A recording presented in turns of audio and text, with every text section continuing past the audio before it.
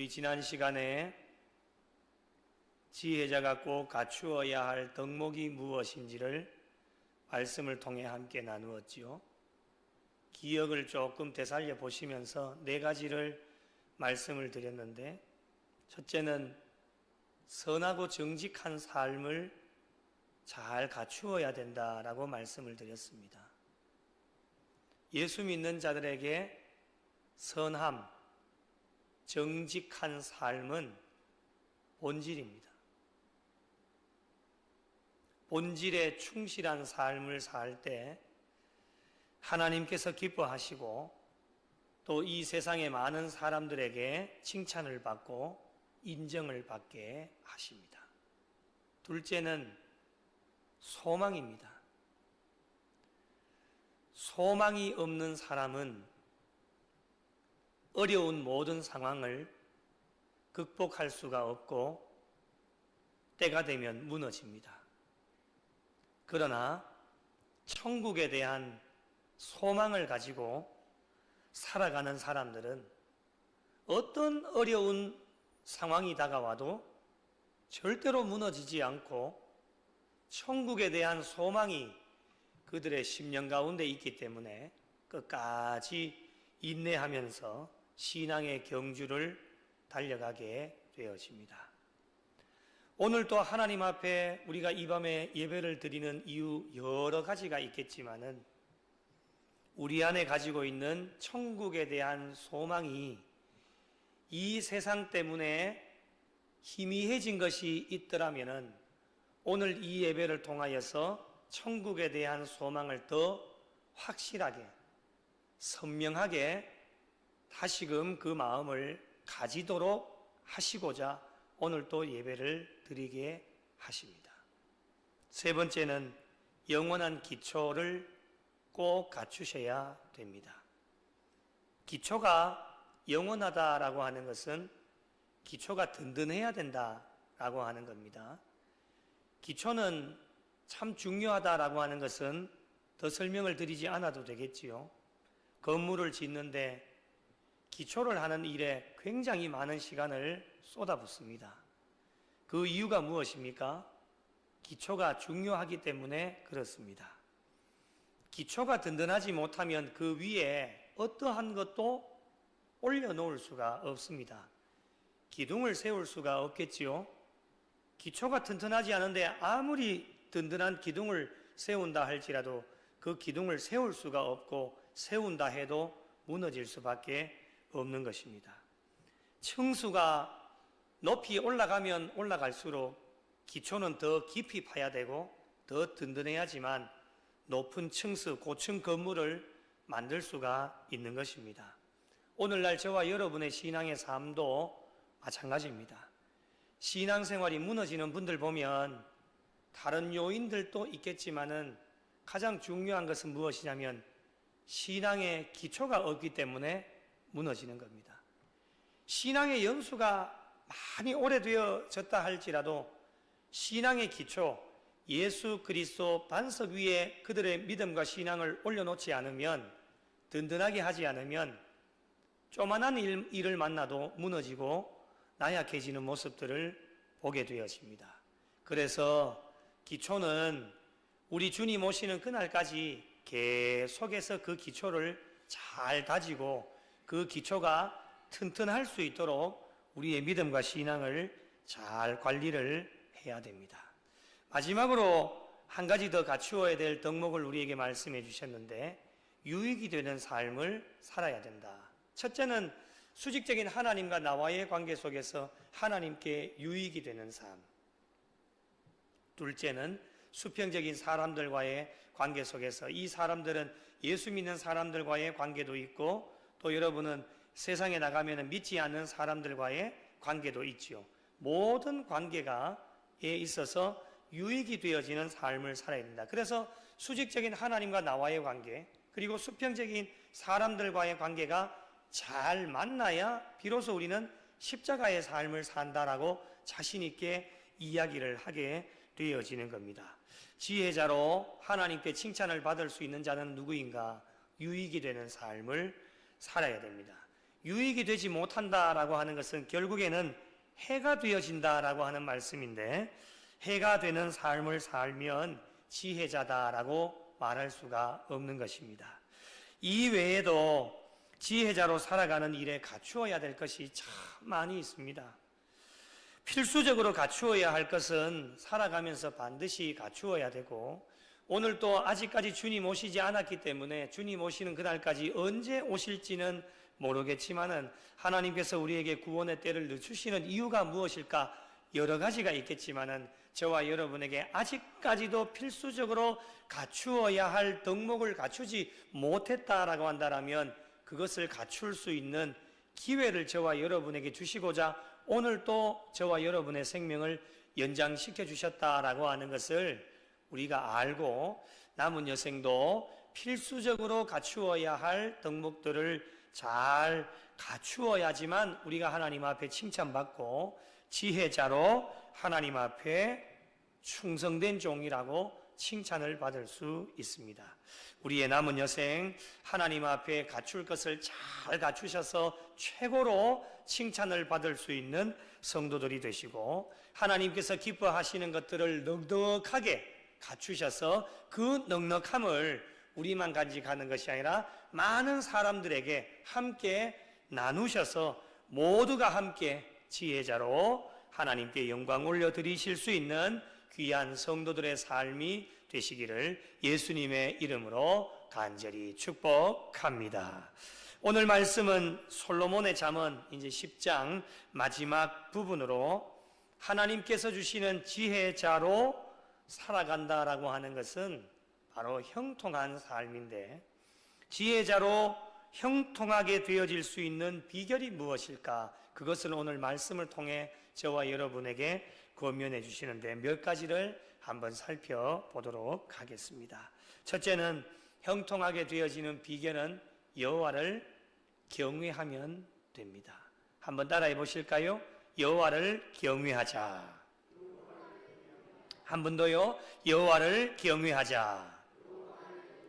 하나님께서 주시는 지혜자로 사는 것에 가장 두드러진 특징 중에 하나가 무엇이냐면 여호와를 경외하는 삶입니다.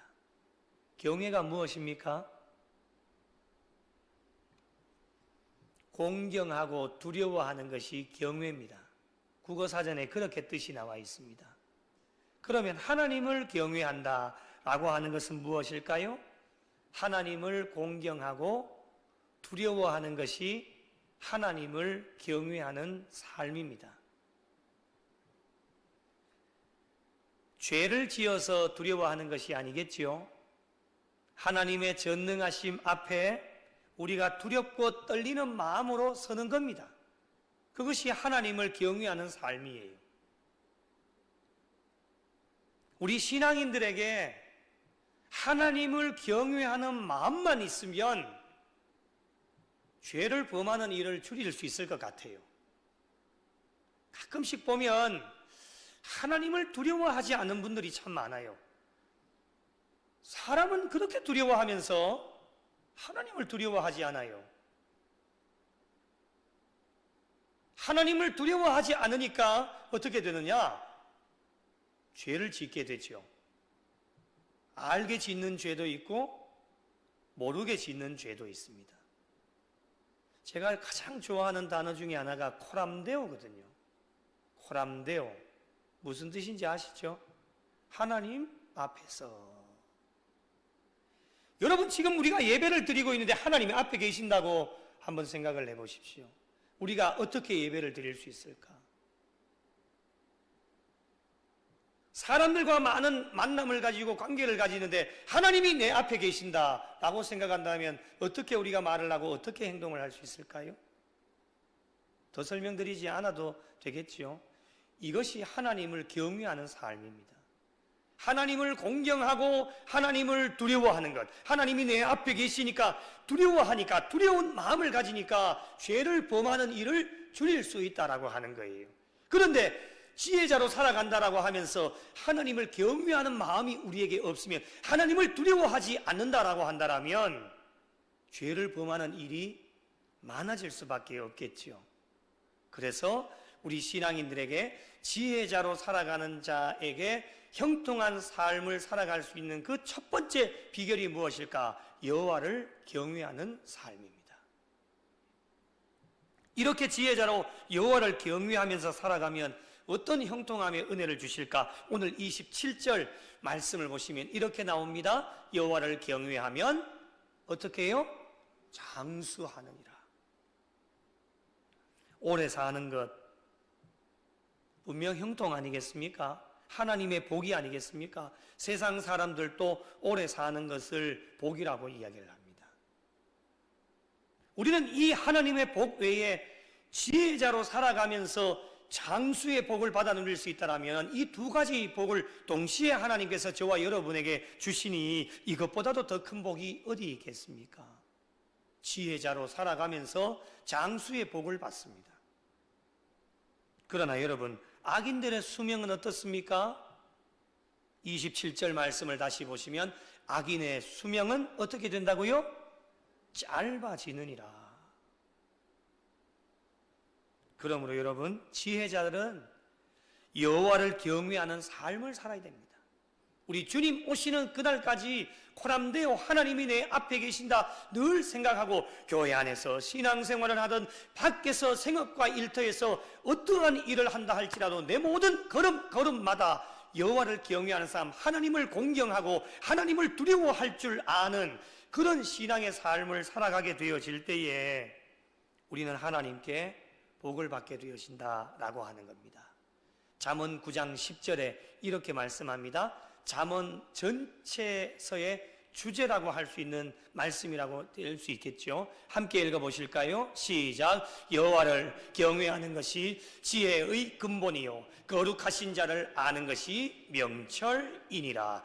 여호와를 경외하는 것이 지혜의 근본이다라고 우리에게 말씀을 합니다. 그리고 여러분, 하나님 앞에서 사람됨의 참된 본분이 무엇일까? 전도서 12장 13절에 이렇게 말씀을 합니다. 같이 읽겠습니다. 시작. 이래 결국을 다 들었으니 하나님을 경외하고 그의 명령들을 지킬지어다. 이것이 모든 사람의 본분이니라. 아멘. 두 가지를 말씀하시지요. 우리가 하나님 앞에서 사람됨의 본분이 무엇일까?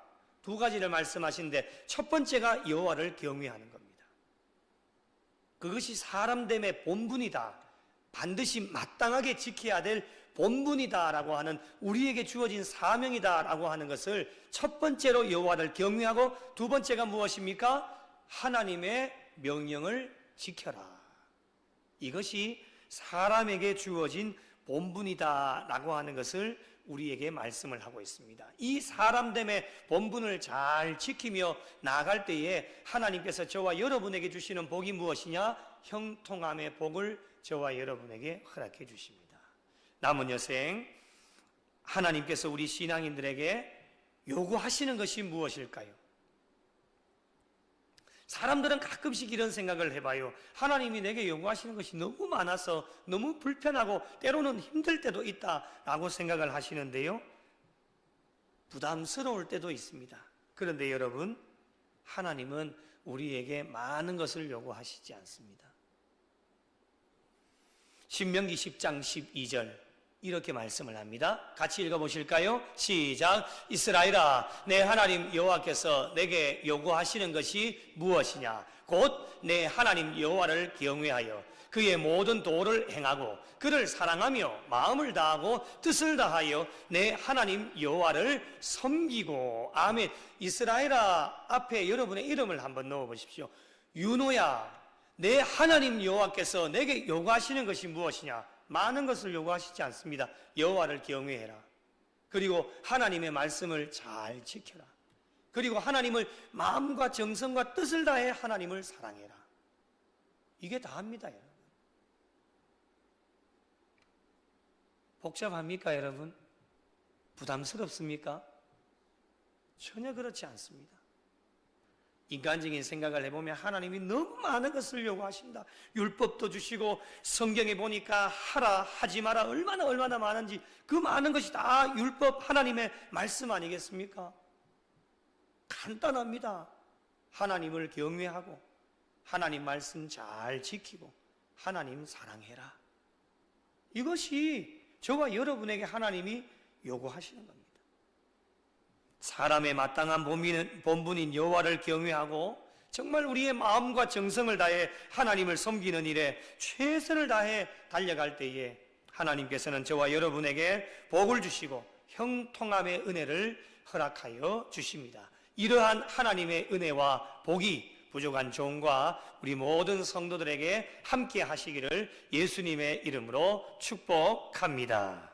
두 번째로 형통하게 되어질 수 있는 비결은 여호와의 도를 잘 지키면 됩니다.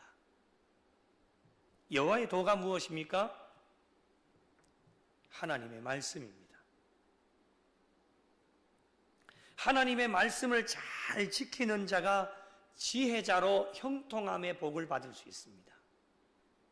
오늘 29절 말씀을 한번 보십시오. 여호와의 도가 정직한 자에게는 무엇이라고 했습니까? 산성이요. 행악하는 자에게는 뭐라고요? 멸망이다 라고 말씀을 합니다. 악을 행하는 사람에게 여호와의 도, 말씀은 아무런 의미가 없는 겁니다. 멸망이다라고 말씀을 합니다. 그런데 정직한 자, 지혜자에게는 산성이다라고 말씀을 하시는데, 산성은 어떠한 곳입니까? 산 위에 쌓은 성입니다. 어떠한 자의 공격에도 안전하고 견고한 요새를 의미하고 있습니다. 성경에서 말씀하시는 산성이라고 하는 것은 안전한 장소요, 하나님의 보호하심이 있는 장소가 산성입니다. 여러분 한번 생각해 보십시오. 하나님께서 보호해 주신다. 어떤 것도 걱정하거나 염려할 필요가 없습니다. 악한 세력들이 침범해오고 다가와도 하나님께서 보호해 주시니까 어떤 것도 걱정하거나 염려할 필요가 없습니다. 그러니 모든 것이 다 해결되어지고 형통함의 은혜를 저와 여러분에게 허락하여 주시는 겁니다. 그런데 말씀을 지키지 않는 자, 행악하는 자들은 어떻게 되어지느냐? 멸망하게 될 것이다 라고 말씀을 합니다. 선택은 누구에게 달려있느냐? 저와 여러분에게 달려있습니다. 어떤 것을 선택하느냐에 따라서 형통하게 되어질 수도 있고 멸망하게 되어질 수도 있다라고 하는 것, 선택은 하나님이 선택해 주는 것이 아닙니다. 하나님은 이미 하나님께서 저와 여러분에게 지혜자로 살아가는 일에 형통하게 되어질 수 있는 비결이 무엇인지 말씀을 잘 지키고 말씀을 붙들고 나가라고 성경을 통해서 저와 여러분에게 말씀해 주셨고, 행악하는 자, 악을 행하는 자에게는 멸망한다라고 하는 것을 말씀을 통해서 우리에게 주어져 있기 때문에 선택은 저와 여러분의 몫입니다. 오늘을 살아가는 우리 신앙인들에게 여호수아 1장 7절에서 8절에 이렇게 권면하여 주고 계십니다. 7절과 8절을 같이 한번 읽어보겠습니다. 시작. 오직 강하고 극히 담대하여 나의 종 모세가 내게 명령한 그 율법을 다 지켜 행하고 우로나 좌로나 치우치지 말라. 그리하면 어디로 가든지 형통하리니 이 율법책을 내 입에서 떠나지 말게 하며 주야로 그것을 묵상하여 그 안에 기록된 대로 다 지켜 행하라. 그리하면 내 길이 평탄하게 될 것이며 내가 형통하리라. 아멘. 7절과 8절에 공통적으로 들어가는 것이 무엇이냐? 형통입니다. 지혜자로 형통할 수 있는 비결, 두 번째 비결이 무엇이냐? 하나님의 말씀을 잘 지키시면 됩니다. 하나님의 복은 항상 전제 조건이 달립니다. 우리는 복 참 좋아하지요. 복. 기복주의 신앙에 빠져있는 사람들이 참 많은데요. 복은 참 좋아해요. 그런데 그 복을 받을 수 있는 하나님께서 말씀해 주신 조건은 잘 지키지 않으려고 해요. 그리하면이라고 분명히 말씀하시거든요. 그런데 그 앞에 것은 보지 않고 우리는 뒤에 형통함, 네가 어디로 가든지 무엇을 하든지 형통하게 될 것이다, 이것만 봐요. 그것만 바라고 있어요. 그 복을 받으려면 우리가 어떻게 해야 돼요? 하나님의 말씀 네 입술에서 떠나지 말게 하고 늘 주야로 묵상하면서 어떤 말씀을 주시더라도 그 말씀대로 잘 지키고 나가면 네가 어디로 가든지 무엇을 하든지 네 길이 평탄하여질 것이요 형통하게 될 것이다 라고 하나님께서 약속해 주셨습니다. 아무것도 하지 않는데, 말씀을 지키지 않는데 우리가 평탄하게 되어지고 형통하게 되어진다? 저는 그러면 예수 안 믿으려고 합니다. 저는 그렇게 된다면 예수 안 믿을 거예요. 무엇하러 믿어요 우리가? 세상 사람들과 구별되어지는 게 아무것도 없잖아요. 이 말씀이 우리의 삶 가운데 확실하게 주어져 있기 때문에, 우리는 이 말씀을 믿기 때문에 평탄하게 되어지고 형통할 수 있는 비결이 무엇이냐? 하나님의 말씀대로 지키며 순종하며 내 말씀을 우리의 입술에 주야로 묵상하는 것, 그것을 떠나보내지 않고 좌로나 우로나 치우치지 않고 오직 말씀 중심의 신앙의 삶을 살아가면 네가 어디로 가든지 네 길이 평탄하게 될 것이고 형통하게 될 것이다. 하나님 약속해 주셨습니다. 사랑하는 성도 여러분, 남은 여생 하나님께서 주신 말씀 꼭 붙잡고 달려가셔서 어떤 말씀이 주어져도 그 말씀대로 순종하며 나아가셔서 하나님께서 약속해 주신 형통함의 복을 받아 누리실 수 있는 복된 성도들이 되시기를 예수님의 이름으로 간절히 축복합니다. 세 번째로 형통하게 되는 비결은 기쁘게 할 것을 아는 겁니다. 한번 따라해 보실까요? 기쁘게 할 것을 알자. 한 번 더요. 기쁘게 할 것을 알자. 우리는 누구를 기쁘시게 해드려야 됩니까? 가끔씩 사람을 기쁘게 하려고 하는 분들이 계시는데 그렇게 하면 안 됩니다. 우리가 하나님께 좋게 하랴, 사람들에게 좋게 하랴. 하나님께 좋게 해야 됩니다. 하나님을 기쁘시게 해드리는 지혜자들이 되어져야 형통함의 복을 받습니다. 기쁘게 할 것을 안다. 아는 것이 참 중요합니다. 모르면 어떤 것도 할 수 없겠지요.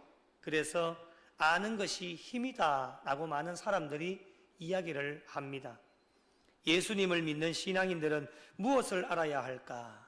가장 중요한 것은 바로 하나님을 어떻게 하면 기쁘시게 해 드릴까라고 하는 것을 아는 것이 참으로 중요합니다. 32절 말씀을 한번 보시면 의인의 입술은 기쁘게 할 것을 알거늘 이렇게 말씀을 합니다.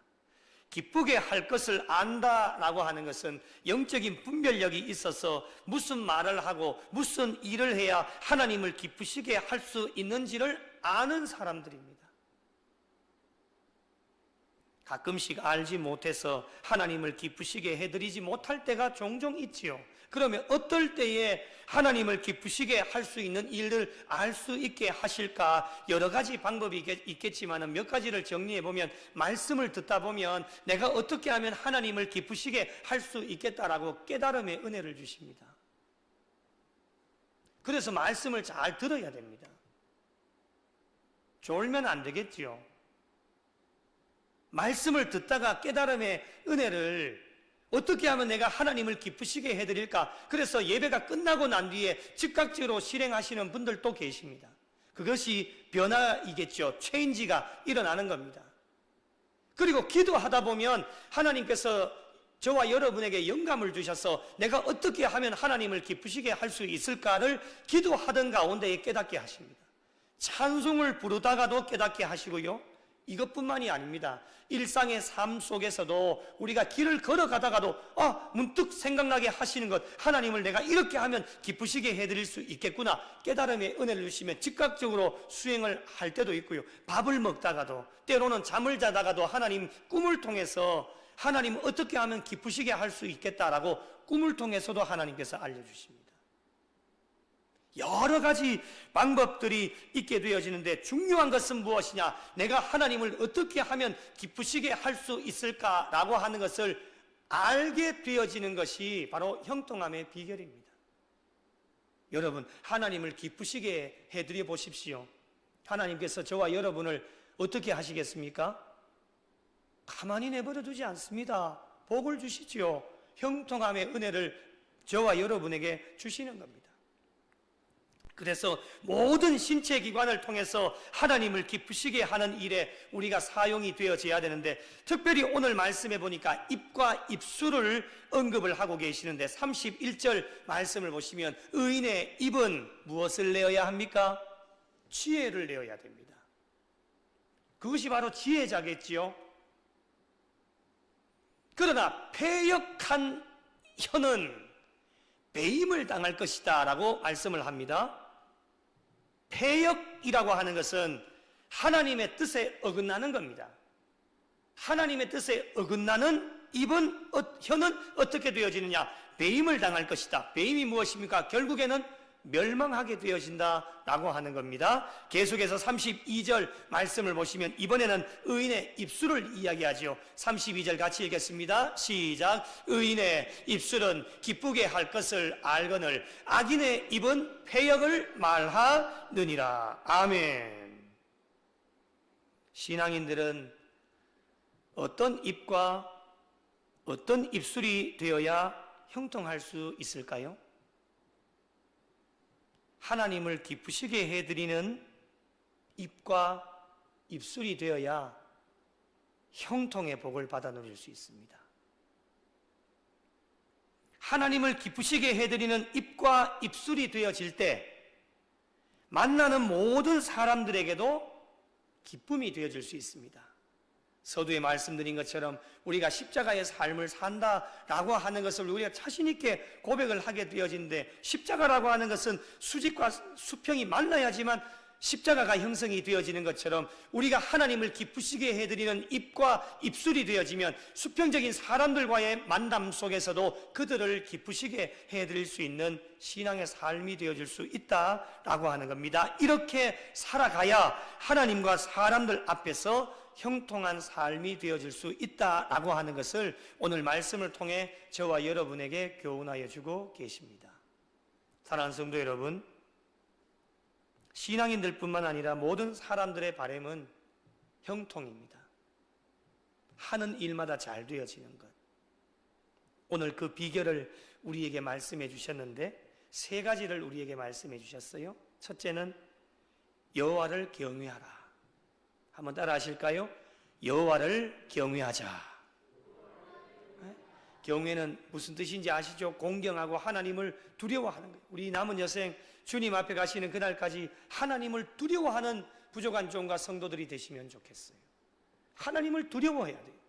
그래야 우리는 죄를 짓는 일을 좀 줄일 수 있다라고 하는 것입니다. 둘째는 하나님의 말씀을 잘 지키는 거예요. 어떤 말씀을 저와 여러분에게 주셔도 환경, 상황, 여건, 그것은 별로 중요하지 않습니다. 형편 중요하지 않습니다.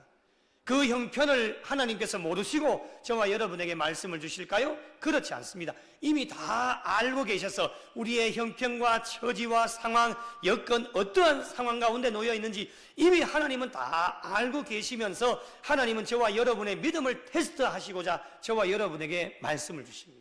그래서 어떤 말씀을 주시더라도 그 말씀대로 잘 지키고 가면 우리의 형편이 비록 힘들고 어렵다 할지라도 형통의 복을 받아 누릴 수 있다라고 하는 것입니다. 마지막 한 가지는 하나님을 기쁘시게 할 수 있는 것들이 무엇인지를 아는 것이 형통하게 되어질 수 있는 비결이다라고 하는 것을 우리에게 말씀하여 주셨습니다. 주님 오시는 그날까지 지혜자로 형통한 삶을 잘 이어가셔서 날마다 하나님을 두려워하고 공경하고 하나님의 말씀을 잘 지키셔서 무슨 일을 하더라도 우리가 하나님을 기쁘시게 해드리실 수 있는 지혜자들이 되셔서 형통한 삶으로 많은 영혼들을 주님께로 인도하시고 형통한 삶으로 남은 여생도 주님 앞에 가시는 그날까지 하나님께 영광이 되어지고 하나님을 기쁘시게 해드리실 수 있는 우리 구미영락교회와 속하여진 모든 성도들이 되시기를 예수님의 이름으로 간절히 축원합니다. 없는 세대 가운데 빛을 잃은 세상 향하여 진리 부르신 몸된 교회 복음의 능력 나타내소서. 예수의 흘리신 보혈로 사신 교회 십자가 사랑만 증거하는 교회 죽어가는 영혼 살려 일으키고 가난한 자에게 나눔과 섬김을 주의 교회를 새롭게 하소서. 말씀으로 성령으로